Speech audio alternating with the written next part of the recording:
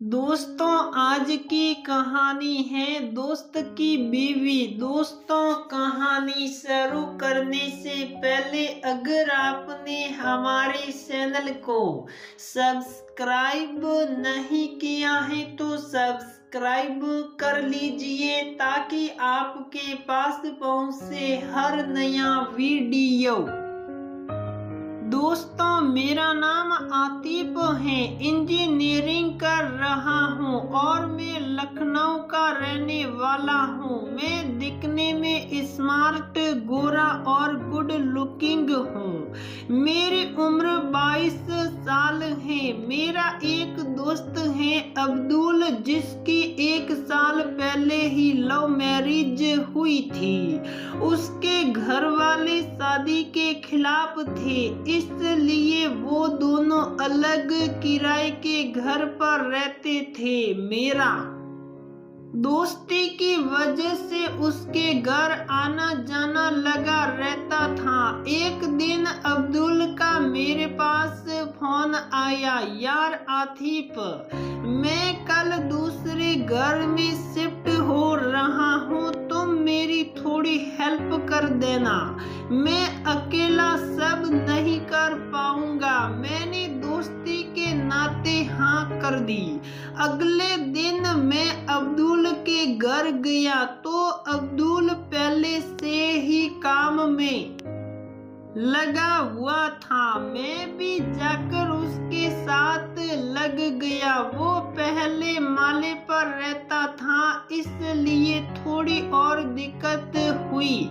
वो सामान लाकर दरवाजे पर रख देता और मैं उसे नीचे गाड़ी में रख देता। तभी मैंने अब्दुल की बीवी को पहली बार ठीक से देखा। क्या सुंदर थी वो। मैं तो उस वक्त यही सोचने लगा कि ये अब्दुल के गले कैसे पड़ गई। उसका नाम आयशा था। वो दिखने में किसी हीरोइन से कम नहीं थी। जैसा कि मैं बता चुका हूँ कि उसकी 1 साल पहले ही शादी हुई है और वो भी लव मैरिज हुई थी। तो उस दिन सामान शिफ्ट करने में हम दोनों ने एक दूसरे को कई बार देखा। मेरा अभी तक उसके साथ कुछ भी नहीं था, पर उस दिन काम करते करते हमें रात हो गई। मैं 1 बजे घर आ गया। अब्दुल एक कंपनी में काम करता है, जिसकी वजह से उसे हर हफ्ते 2-3 दिन के लिए दिल्ली या नोएडा जाना पड़ता था। उस दिन भी यही हुआ। उससे शिफ्ट हुए 1 ही दिन हुआ था कि उससे दिल्ली निकलना पड़ा। अब्दुल सुबह 7 बजे ही दिल्ली के लिए निकल गया और करीब 8 बजे उस का मुझे कॉल आया कि वो दिल्ली जा रहा है और मैं उसके नए घर जाकर देख लूं। आयशा को किसी चीज की कोई दिक्कत तो नहीं, और आयशा भाभी से पूछ लूं कि कुछ सामान वगैरह तो नहीं मंगाना है। मैंने अब्दुल से हाँ कर दी और उसके घर चला गया। इस बार फिर अब्दुल को घर पहले माले पर ही मिला, इसलिए घर की घंटी बजाने की जरूरत नहीं पड़ी, क्योंकि नीचे मकान मालिक रहते थे। तो मैं सीधा ऊपर ही चला गया। मैं ऊपर पहुंचा तो देखा भाभी नहाकर अपने कपड़े सुखाने के लिए फैला रही थी। मैंने भाभी को आवाज लगाई तो भाभी एकदम चौंक गई। अब मुझसे भी कंट्रोल नहीं हो रहा था, लेकिन मैंने अपने आपको संभालते हुए बोला, मुझे अब्दुल ने भेजा है, आपको किसी चीज की जरूरत हो तो मुझे बता दो, मैं ला दूंगा। तो भाभी ने कहा, अभी तो किसी चीज की जरूरत नहीं है।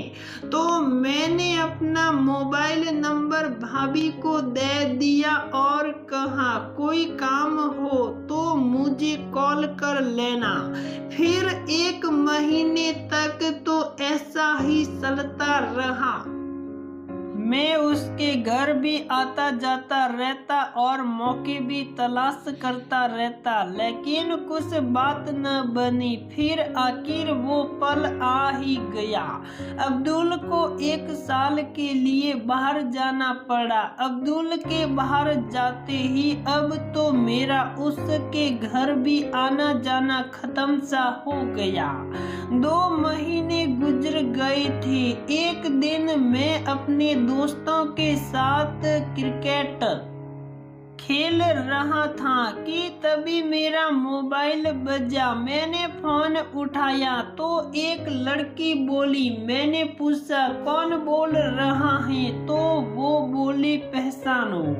कुछ देर बाद मैं पहचान गया कि ये और कोई नहीं बल्कि आयशा भाभी ही हैं। फिर हमारी काफी देर बात हुई। मैं अब समझ चुका था कि आयशा भाभी मुझे क्यों फोन कर रही हैं।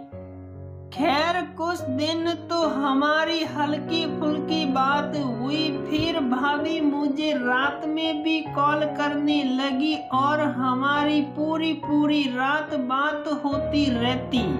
अब मेरे सब्र का बांध टूटने लगा। 1 महीने तक हम बात करते रहे। फिर एक रात भाभी ने मुझे कह दिया। मैं तो हैरान रह गया। अब मैं कहाँ सब्र करने वाला था। रात के 2 बजे थे। मैंने भाभी से कहा, मैं आपके घर आ रहा हूँ। तो भाभी ने कहा, आ जाओ। मैंने जल्दी से अपनी गाड़ी उठाई और भाभी के घर चल दिया। जब मैं भाभी के घर पहुँचा तो सब दरवाजे बंद थे। फिर मैंने भाभी का दरवाजा खटखटाया तो भाभी ने धीरे से दरवाजा खोला और मुझे अंदर खींच लिया। भाभी को तो कुछ देर तक यकीन ही नहीं हो रहा था कि मैं उनके सामने बैठा हूँ। फिर हमने कुछ देर इधर उधर की बात करते रहे। मुझे समझ नहीं आ रहा था कि मैं कहाँ से शुरू करूँ। मैंने तो सोच लिया था कि आज कुछ नहीं होगा, थोड़ी देर में वापस चल दूंगा कि तभी भाभी ने मुझसे कहा, अब्दुल, ये सुनना था कि मैं तो मानो 7वें आसमान पर पहुंच गया। मैंने झट से कहा, हाँ। इतना सुनते ही भाभी मेरे पास आ गई। मैं तो देखता ही रह गया। फिर वो सब के बाद हम दोनों कुछ देर सो गए। उस समय 4 बार। फिर सुबह मैं अपने घर चल दिया। वो दिन मेरी जिंदगी का सबसे अच्छा दिन था। फिर कुछ महीनों बाद अब्दुल भी आ गया और उसका ट्रांसफर दिल्ली में ही हो गया। अब मेरी और भाभी की बात भी नहीं होती। अब्दुल और भाभी दोनों दिल्ली में खुशी से रहते हैं। तो दोस्तों, हमारी ये कहानी यहीं पर समाप्त होती है। अगर आपको ये कहानी पसंद आती है तो लाइक करें, शेयर करें और चैनल को सब्सक्राइब जरूर करें।